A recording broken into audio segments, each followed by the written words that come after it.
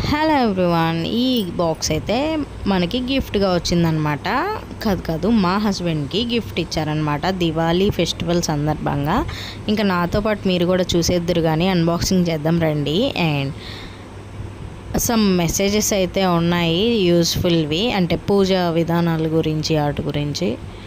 ఇంకా పాదాలు, పద్మం ముక్కు, హ్యాపీ దివాళీ అని నేమ్స్, ఇంకా ఓం శ్రీ సంథింగ్ ఇంకా అట్లా ఉన్నాయి.